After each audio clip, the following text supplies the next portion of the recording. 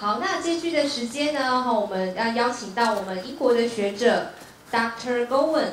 好，我们 Let's welcome Dr. Gowen。Thank you very much for this. Thank you very much for this very kind welcome and introduction. Good morning to you all.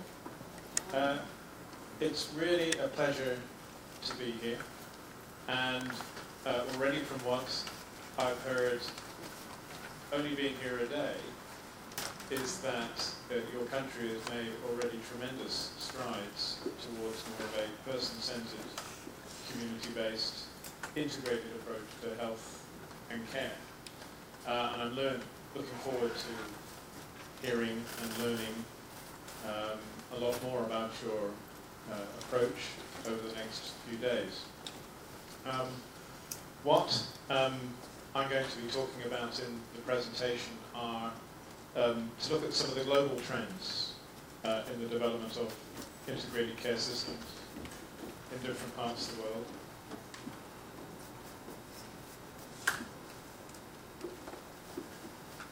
You need to change the presentation? Yeah. Go on the Chinese version. This would be good because then you'll be able to understand what I'm saying, which I think will be quite important. Unfortunately, I won't be able, so forgive me if I won't be able to read my own slides. That's okay. Thank you, that's better. Okay.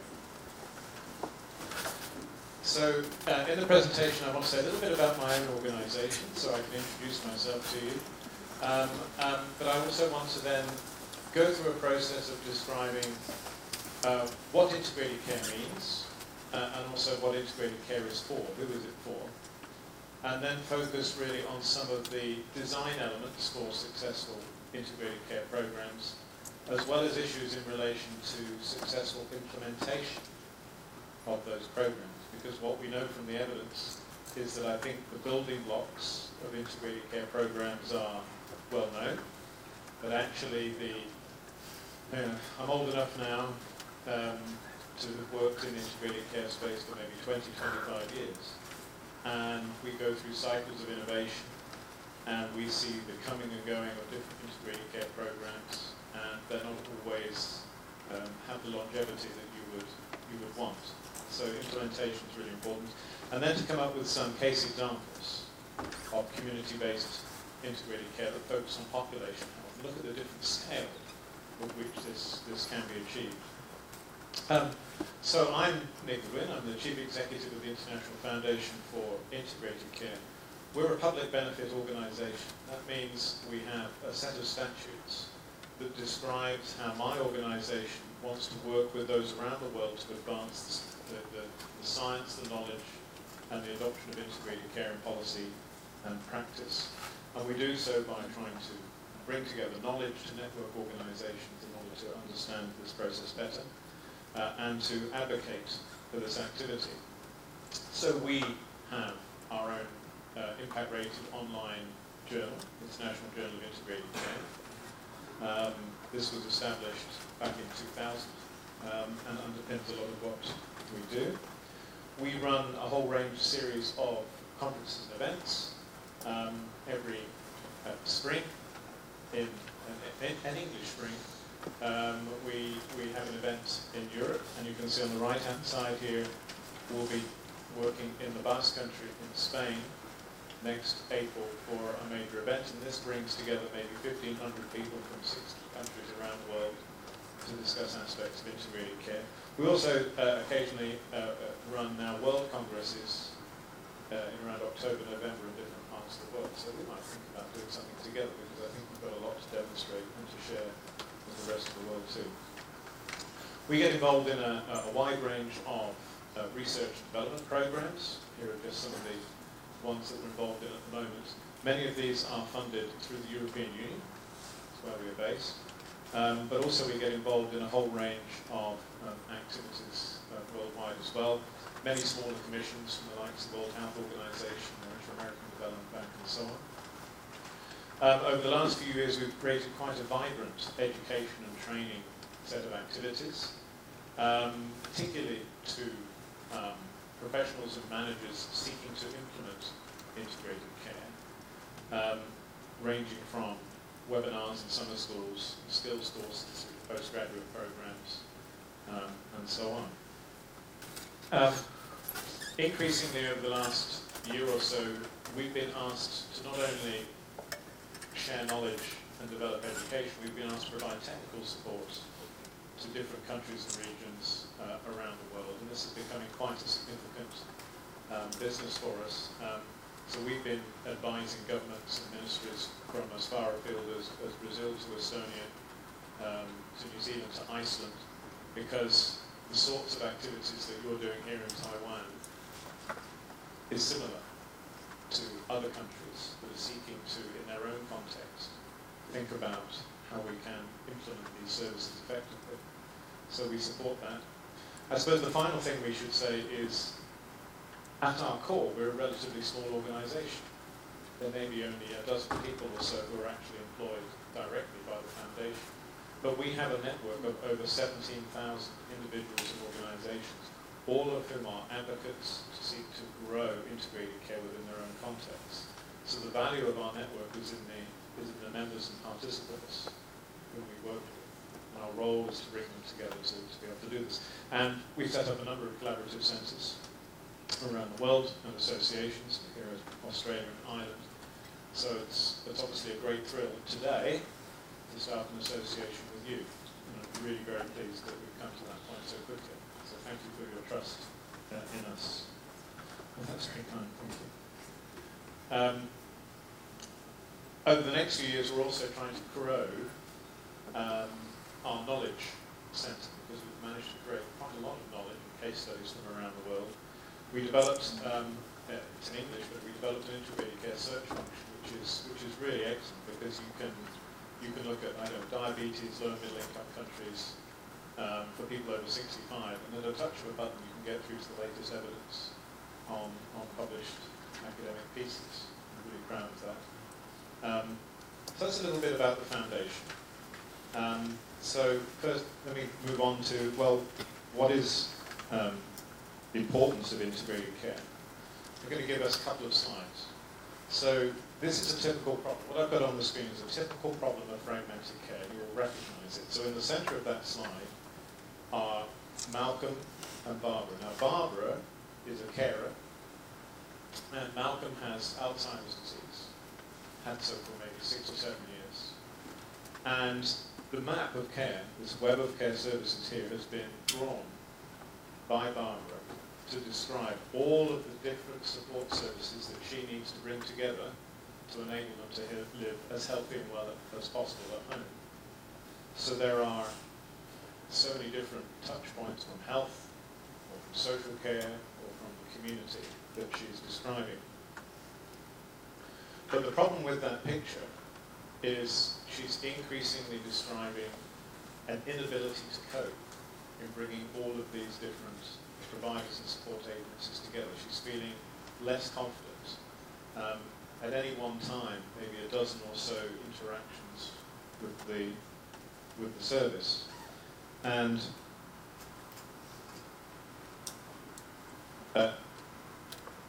so this is a problem, because care is not coordinated, it's not person-centred, it's fragmented, and it leading to worse outcomes for her and for Malcolm. It makes it more difficult, more likely that we're going to fall into crisis. This is another example. This is Gabe. He's American, and Gabe has a young child with autism spectrum disorder. And if you look at, if we look at the slide of Gabe, so here's Gabe, and this is a map of all of the different elements that Gabe needs in order to maintain his own health and well-being. And the healthcare component is just here, and you can see all of the different kind of health services that Gabe needs. But this is only a relatively small part of the bigger picture. There are issues of school, special needs, educational needs that he requires. There's the issue of his neurodevelopment needs and speech and language, the support that he needs within the community to be able to live his life well at home. All of the different legal and financial issues that are necessary to give him the finances are needed. So when you start to grow a picture of the sorts of needs that people with complexity require, it can be quite problematic. So the problem with these two scenarios is becoming very clear across care systems internationally. As we have an aging population, we're seeing an increasing presentation of people with complex needs. Not just chronic illnesses, but the combination of physical health and mental health, the combination of chronic illness and frailty. And this growth in complexity means that our systems, as they're currently set up, are no longer fit for purpose. And that's because when you look at the sorts of care that are being provided, no one organisation or professional is taking full accountability for all of those care needs. There's no single ownership. And this is a real problem, because if there's a lack of ownership from that group to a person's care, then this becomes fragmented, and it becomes siloed, and it becomes ineffectual. The second thing that happens is, it would be great if we were able to give Gabe and his family, or Barbara and her spouse, the ability and the resilience to cope with their own conditions. But we do this very badly. There's an element of being person-centered, but it's more than designing systems around people's needs. It's by giving them the tools and the capability to be advocates of their own care and be able to manage that care in their own homes. The other thing that you see quite clearly is very poor communication that goes on between all of these different professionals and organisations involved in the care. And as a result of these things, the sequencing of events, the sequencing of the care fails. So simultaneously you get duplications, tests are repeated, etc. Or you get gaps in the care as people fall through those gaps within the silos. So the result then, quite often, for people with complexity, is a more disabling experience. Care experiences are not as good as they should be. Care outcomes in terms of their ability to manage their risk factors or their independence within the home are diminished. Care outcomes in terms of the utilisation patterns of health services are inefficient. Too many hospitalisations, too many older people being in hospital when they don't need to be there, too many people being in nursing home institutions when they could be living effectively within the community, overuse of medication that didn't need to be prescribed. A lot of these are symptomatic of a system that is fragmented. So when you add up these problems, it leads to greater costs and inefficiencies within a care system than would be the case if the system was more integrated. But the promise of integrated care, the hypothesis of integrated care, is if we can bring care and services around people's needs more effectively, we should be able to achieve the quadruple aim. Have people heard of the quadruple aim? Maybe. So the Institute for Healthcare Innovation in the United States, how do we improve quality in healthcare systems? And they came up with the idea that we really need to achieve four things. Firstly, we need to improve the user's care experience. Secondly, to improve the health of people and communities. Thirdly, we need to do that at the same or less cost, we need better cost effectiveness. And fourthly, we need to focus on the workforce, because the workforce is often very busy and stressed. And you see in many care systems the burnout, the stress on the care professionals is too high.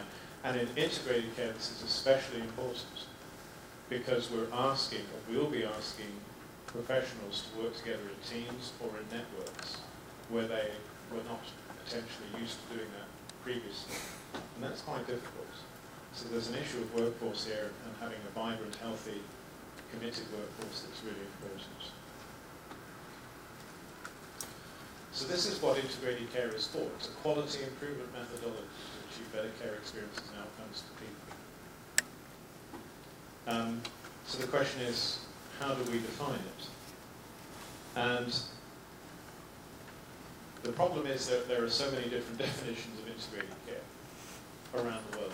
It's not a problem, it's just a fact. And on the right-hand side there are some definitions in English, but some of them look at a health system level, some of them look as though it's a social science kind of aspect, others are focusing in on it's a structural organizational reform program, other definitions focus on it's about users and their experience. And what I've learned is all of these different perceptions, whether you're a policymaker, manager, regulator, professional, patient, these are all legitimate. Because what you understand, what I understand about integrated care will vary. And being able to have those discussions and conversations where you make sense from that. So what I would say is don't try to necessarily define what integrated care means, but ask yourself the question, what is integrated care for? What is the outcome that you're looking for? That's the most important thing that you're trying to get hold of. And if you can get agreement on that, then that's really important. So there are a number of different forms of integrated care. I won't go into too much detail. You can read them on the screen. Quite often it is within a community. So you're providing this horizontal integration between health and social care and community facilities, very much like you've been hearing that you've been developing here in Taiwan. And often that might be good care management for populations who are at risk, older people, and so forth. And the second key strategy might be this vertical integration between the community through to the hospital and then back into the community again. So typically care pathways for specific diseases like diabetes or COPD, or urgent care pathways for people who've had a stroke, these sorts of types of activities. But there are other forms of integrated care as well.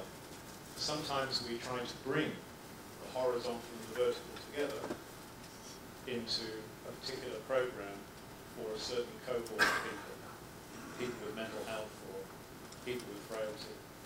And the idea was we try to bring together budgets that help us to organise a whole range of different care services around a particular client group's need. Another version is, actually we need to be able to understand the underlying issues and problems with our care services. So how can we better integrate what we do as physicians and social workers with the public health component? What is it that we need to do in communities that can promote health and well-being? And that's looking at a whole range of other things. This is looking at welfare, it's looking at the quality of the lived environment, it's looking at employment type issues.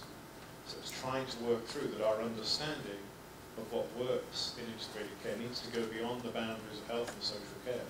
Think, how do we improve our outcomes in health? Well, sometimes it's about focusing on public health and other issues within communities. You saw the presentation on people-centered care. And I think this is another dimension of integrated care that's really important. This relationship between us as care providers and the patients and the communities which we serve. And this needs to come together. And the thing I would say here, I think it was a good video. The one thing I'd say that's missing, we have to try to create active individuals, active communities who are able to take responsibility for their own health behaviours and have the resilience and understanding to do that. So it's not necessarily just about engaging them in their health.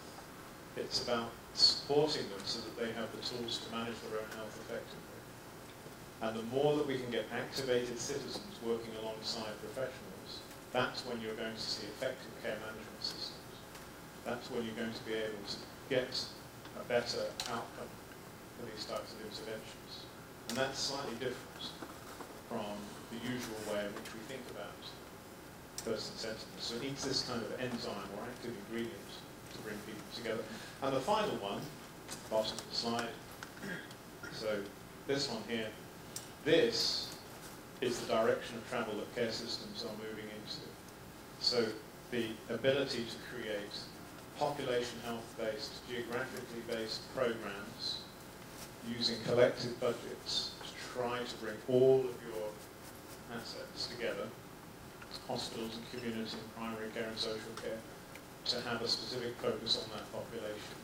So these kind of place-based population health systems are really the direction that many different countries are moving.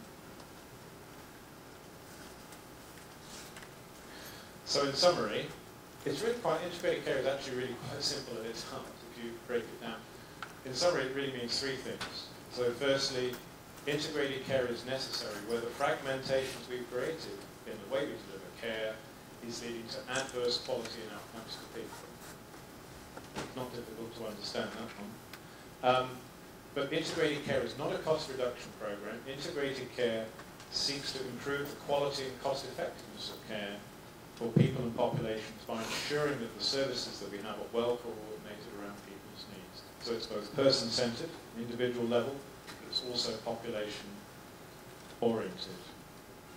And this is really important because when you look into every country, the people who would most benefit from good care coordination are almost certainly the least likely to receive it.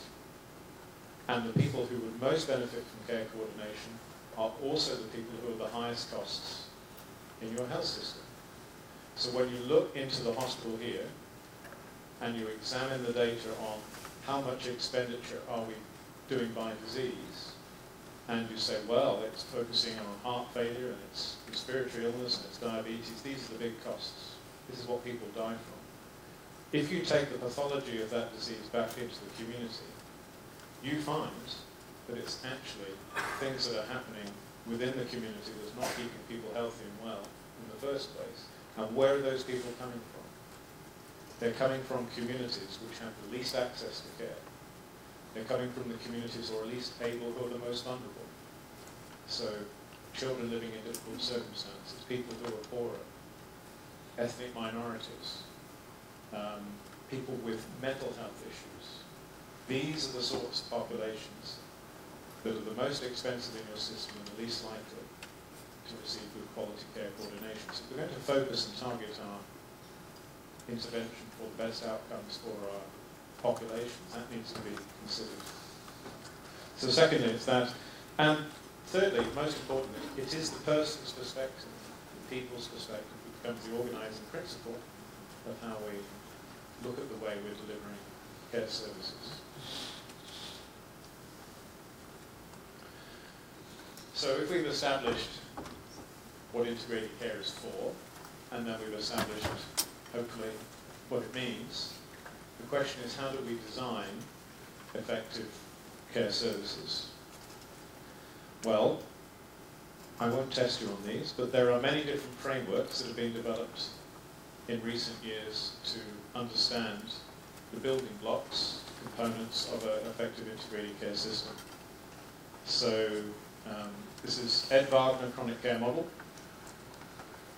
This is House of Care from Scotland. This is the development model for integrated care from the Netherlands. These are from Canada, talking about 10 key issues in the governance of your integrated care system. This is the World Health Organization one with a global framework on person-centered and integrated health services, and that's what I'm going to focus on. And in what was really, for me, it was a major landmark in integrated care history, that in 2016, the World Health Organization ratified a resolution on integrated person-centered health services. And for me, it was the first time that they kind of began to recognize that health systems must work alongside other sectors to provide people-centered care. Now, I helped to develop this strategy.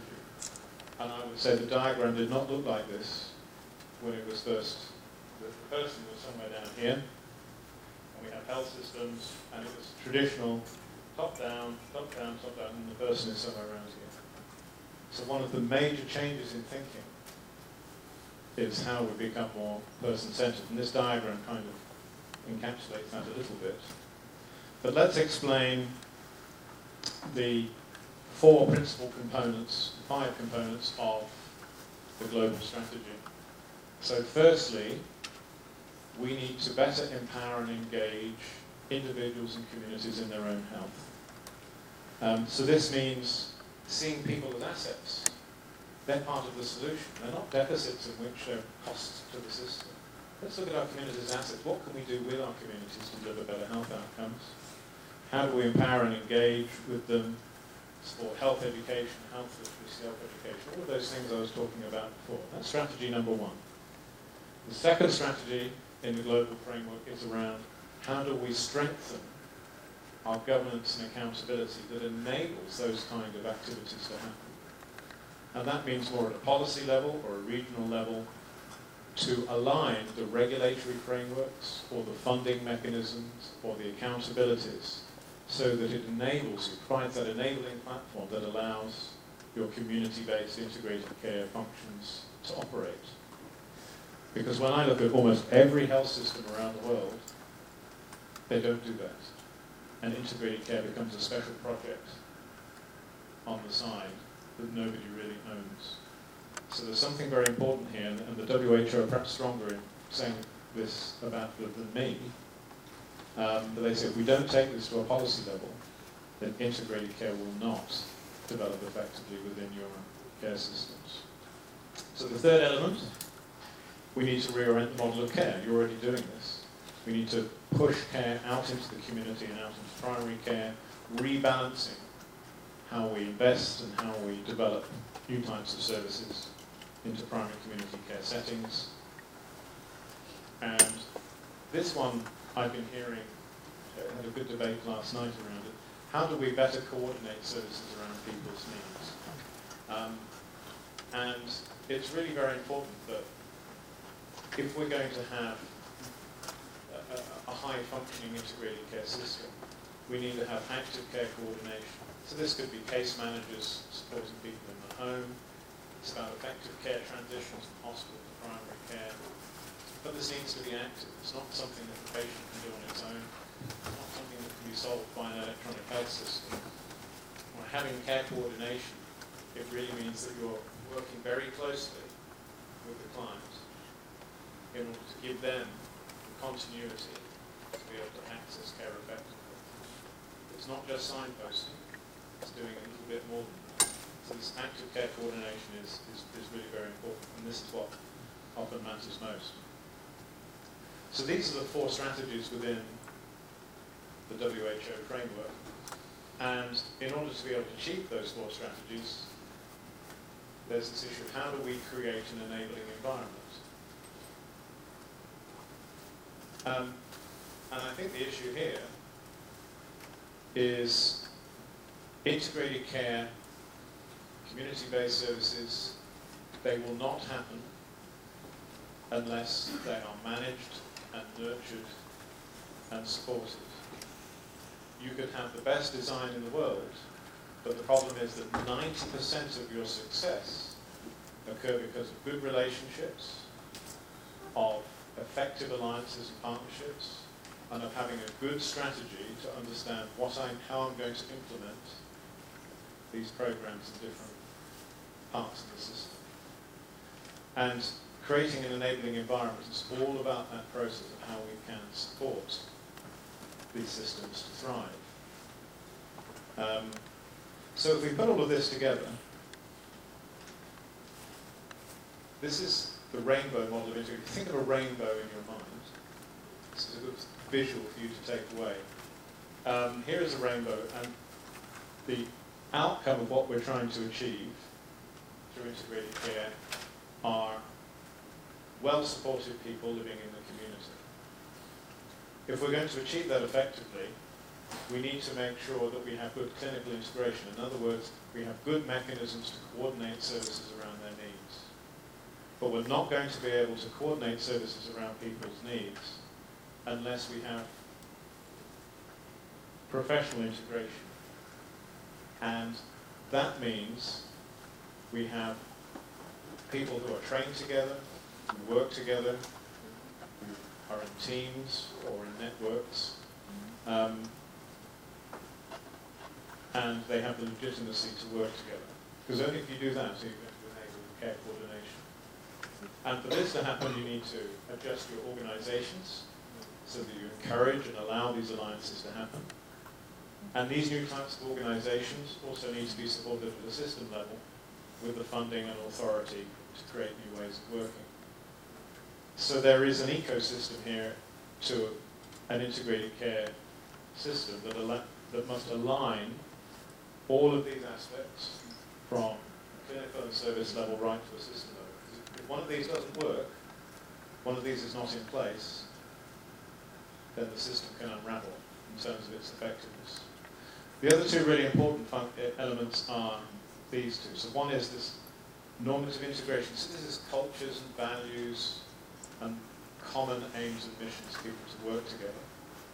And the functional integration is around the ability to communicate effectively and have data across. And in a project that I worked in called Project Integrate, you can see these 7 dimensions explained on the screen. But what I would say is, what are the most important ones? If you were to take a measurement of the health of your care system, which are the most important ones? And the evidence would say,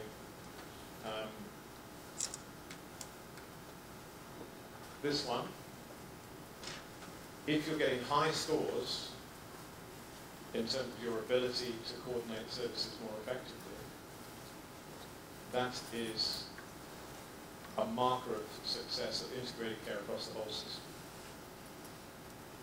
It's associated with high scores on every other dimension.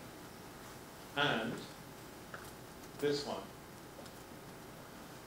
where you see high scores in the ability of people to communicate with each other, this means that the system is more likely to achieve better results for people in terms of their own person-centered care. So what do these two facts tell you? It's not primarily about government and policy, about funding, or about governance, or about accountability.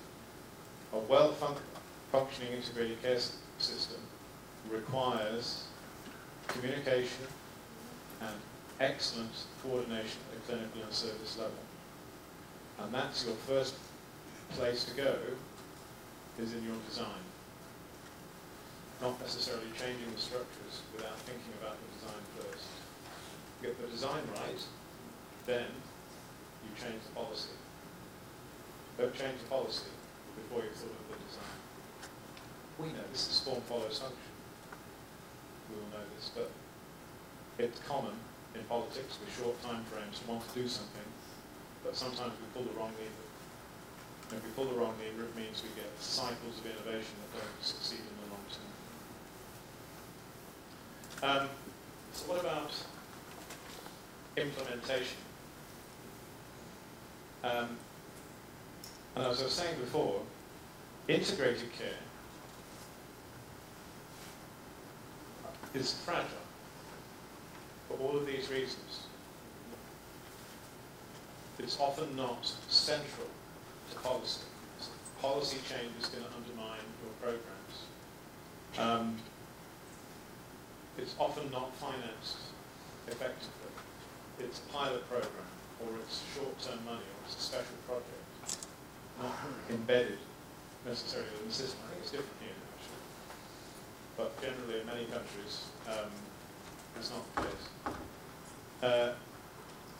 There are the different views of professionals. There are different cultures. This thing takes time. The best integrated care programs that you see today took probably 7 to 10 years to mature. But But we're asking our systems, many countries are asking their systems to do it within a year, 2 years. This is not a viable proposition. So if we're going to do integrated care effectively, particularly community-based integrated care, then we need to give it a longer-term time frame, politically, financially, in order to be able to understand that the expectations of the outcomes will come later.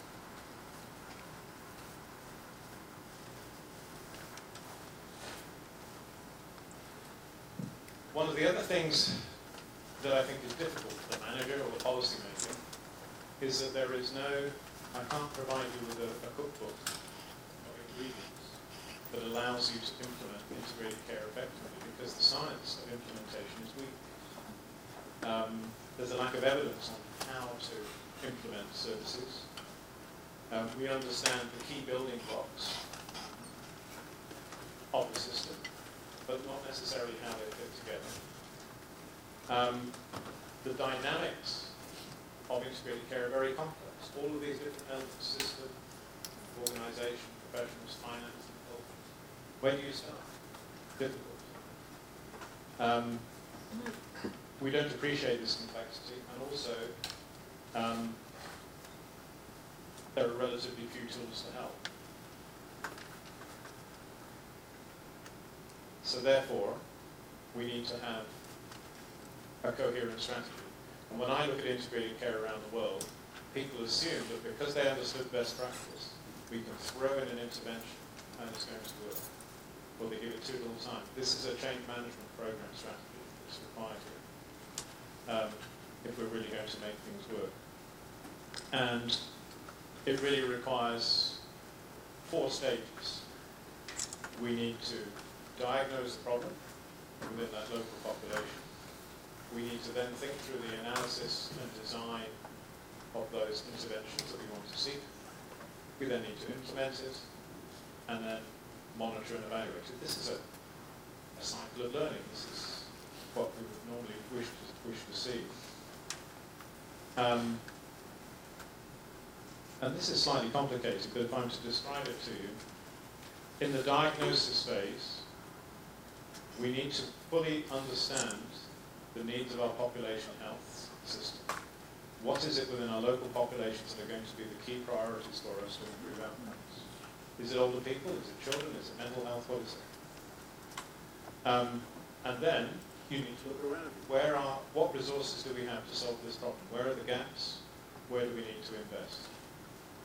And at that stage, in terms of relationships, you're bringing together the key individuals from the hospital, primary care, the community, to come up with an understanding so there is a clear common cause that everybody within that community wants to achieve.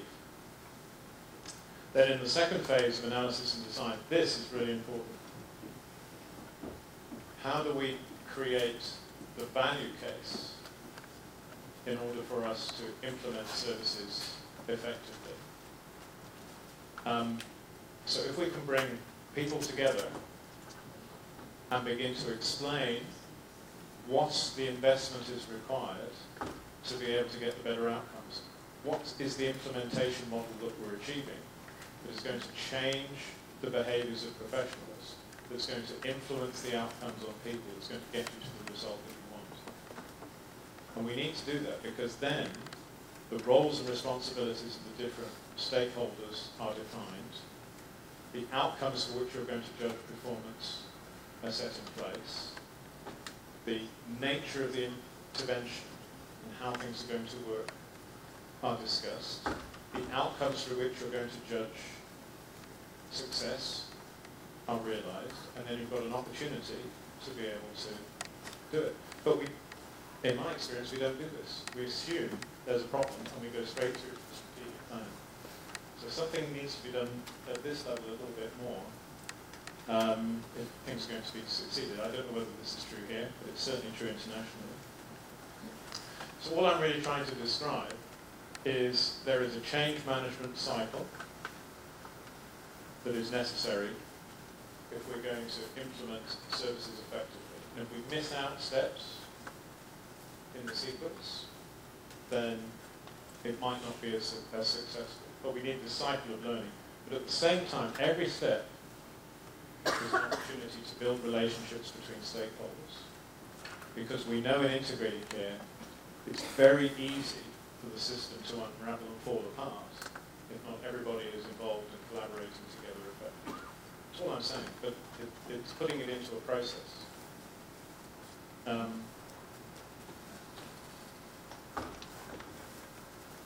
Then this issue of leadership. Because there are so many different stakeholders and so many different people involved in integrated care, it needs good process management, good process leadership to make this effective. And often we want long-term commitments from our leaders. We need to have a shared, more collaborative culture.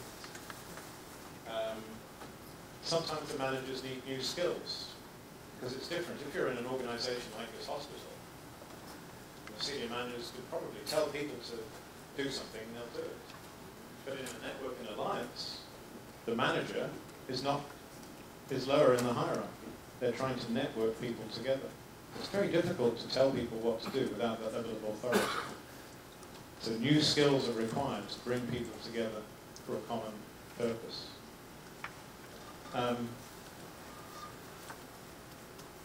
And here are three gentlemen.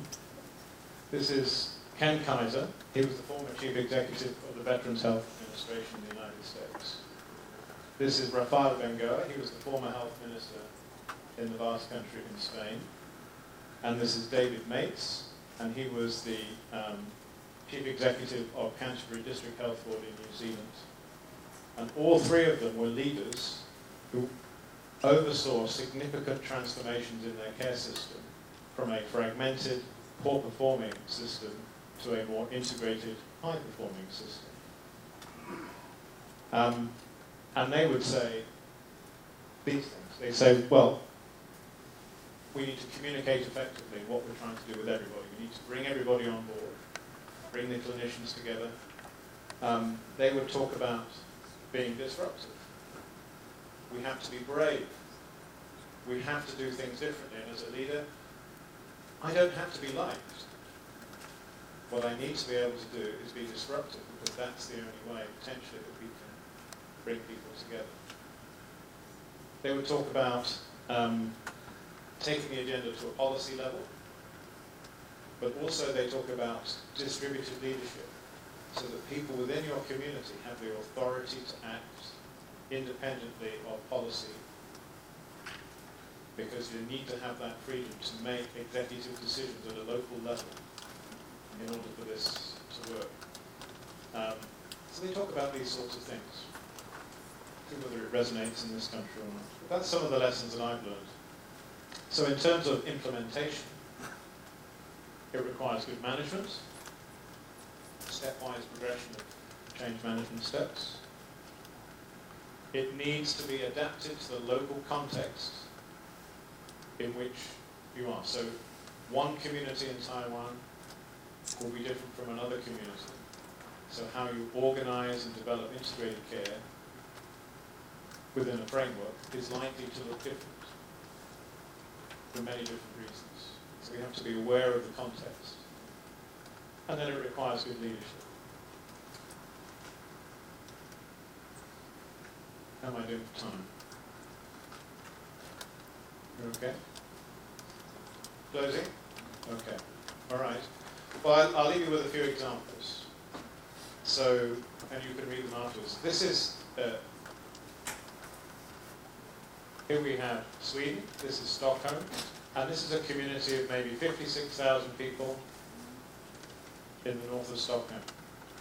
So this is a scale, 56,000 people.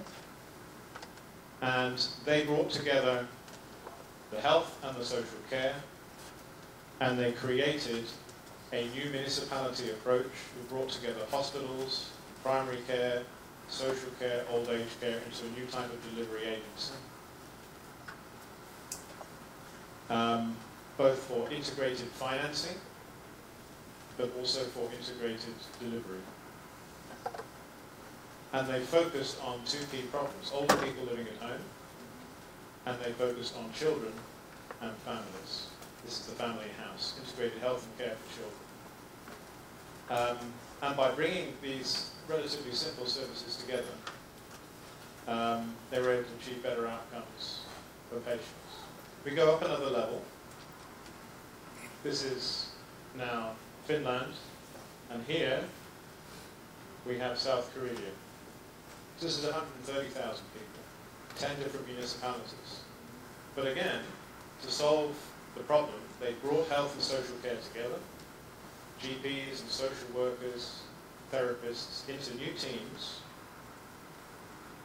and they went out into those communities to deliver home-based care, but also to use new technologies in people's homes to connect more closely to people living in those communities.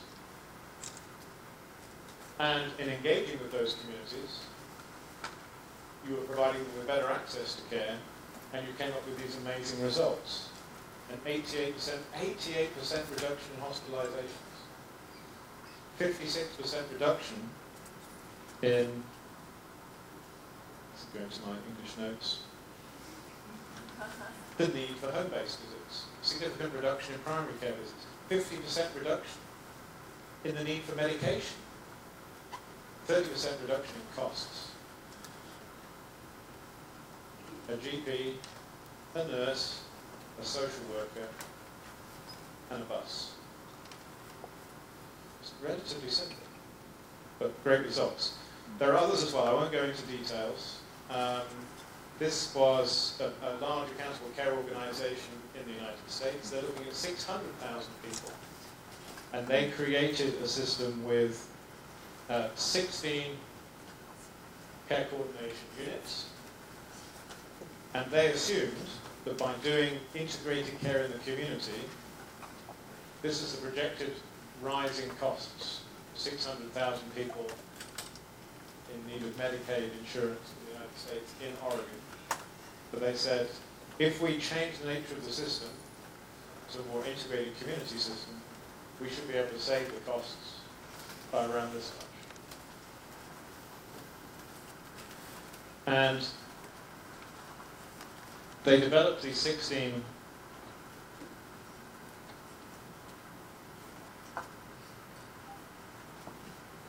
organizations, and we see some of the reductions. 22% reduction, missed a page. 22% reduction in emergency visits, and some significant reductions for people with chronic illness. So it's working. And then we come to a full scale. This is the Basque country, where we'll have our conference. 2.1 million people. And they have created 16 integrated service organizations in different parts, all of which have brought together primary care and hospital care to create new types of population health networks. So you can do it at a small scale, 20,000 people. You can do it for 2.1 million people. But the purpose is, how do we create new types of working and alliances that enable you to address community health needs? So I'll finish with this slide. And this is an integrated care equation. So if we're going to achieve community-centered integrated care effectively, we need to have the right sorts of teams and networks working together. And then we need to add on to that activated individuals and communities being masters in their own care, promoting health. We need to mobilize communities at scale, and we need the change drivers in the system. We add all of these things together, we end up with a more integrated population health-based approach. I need to finish immediately, and it's very lucky because I'm on my last slide. So to conclude, population health-based approaches that integrate health and care through collective governance arrangements and risk-sharing frameworks, and that work alongside and with local communities. These have the single most greatest potential for achieving those quadruple aim goals, that promise of integrated care that I've seen around the world. These systems are quite rare. I feel like we're developing them here. I do. What I've heard in one day, it sounds as though it's really very interesting, the direction the travel you're doing. So you've got a lot to tell the world in your own story. But I think the thing is, it is a journey for everyone. I can't come in here and say there's a magic bullet and a shortcut to tell you how you're going to achieve this. Part of the whole process is you're taking your own journey and learning from your own experience. And that gives you the strength going forward to be able to achieve what you want to achieve. So with that, I thank you very much, and I hope you enjoyed the presentation. Thank you.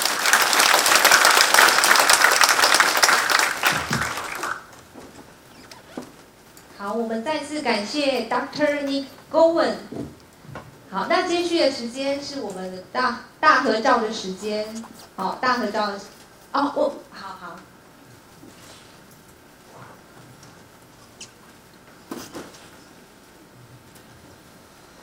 好，因为我们接下来就是准备大合照，那在这个摄影师准备的时间，我们接受最多2个问题，好吗？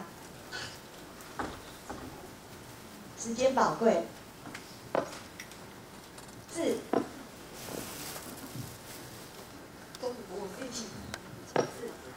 自我介绍一下。好，大家好，我是来自那个带人生医疗采访法的嘉义基督教医院做长照服务的玉琪。那我用中文问好，不好意思，就是刚听了Nick教授的这样的介绍，这些整合照顾的话，在那些的例子里面，感觉上好像都是一个联盟在做这样的一个执行服务，所以我不晓得说，就是以Nick教授的经验，就是说，如果未来台湾要发展这样的整合照顾，是用类似这样的联盟的方式，还是说其实是一个可以适合一个小单位来做这样的一个推动，会有利于这样的整合照顾的执行。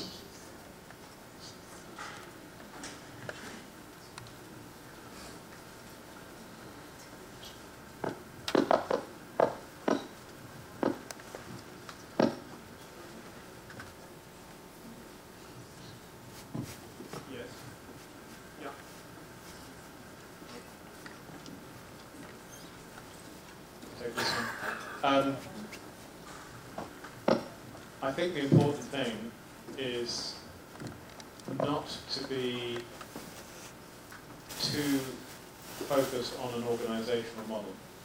So to translate as we go. 就是我们不一定要一直卡在是不是要用一个组织的 model。So you can achieve very high performing systems through just having good networks and discussions and relationships between the partners that you have. 就是用您现在在工作单位当中已经形成的伙伴关系，然后大家好好的讨论跟沟通，就可以形成一个好的 model. However, where you can create alliances so that people have a written understanding of what they want to achieve together, this helps.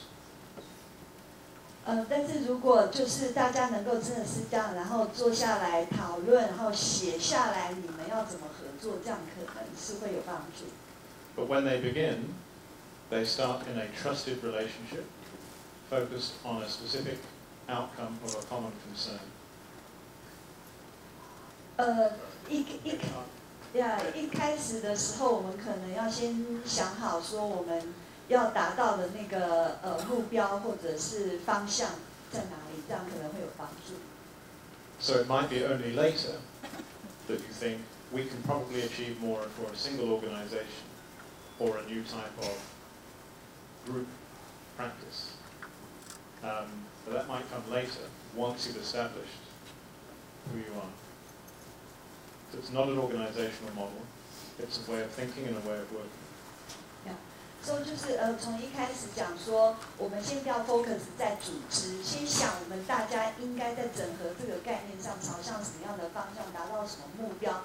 但是在过程中，你可能后一点的时候会发现，其实你本身的组织也可以做很多的事情，但是可能大家有一个共同的这个整合的导向啊，那我们共同的一些沟通讨论，这个可能要先做，然后再看那组织面可以发生什么事情，也许就已经有很好的事情发生。OK， 好，还有没有一个好？最后一个问题，这个场次。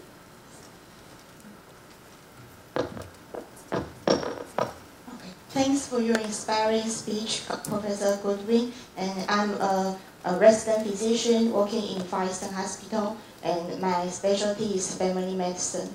And my question is, you give many examples in the end of the speech, but they focus in Western countries. And do you think there may be some difference between Western countries and Eastern countries? And the second question is that, do you think what's the key points or the key practice method that those examples you give can achieve successful integrated care in their country?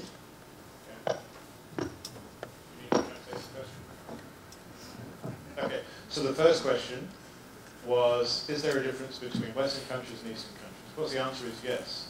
There are so many differences in all of the countries that you go to. So the differences are related to cultures and environment and societal expectations and all of these different aspects of it. So I was involved in a project looking at how do we develop integrated care for older people in the Western Pacific, trying to learn from the Western countries. But there are significant issues in how we think around older people in many of these countries. So when you're looking at the policies are focusing in on, there's a much greater responsibility, for example, in the society and also in policy that makes it the responsibility of the family members to look after their loved ones in old age. It just is. Whereas in Europe, that responsibility doesn't exist to the same degree. But that means that what we can achieve in terms of our care services is slightly different, because you're starting from different points and what those societies' expectations are.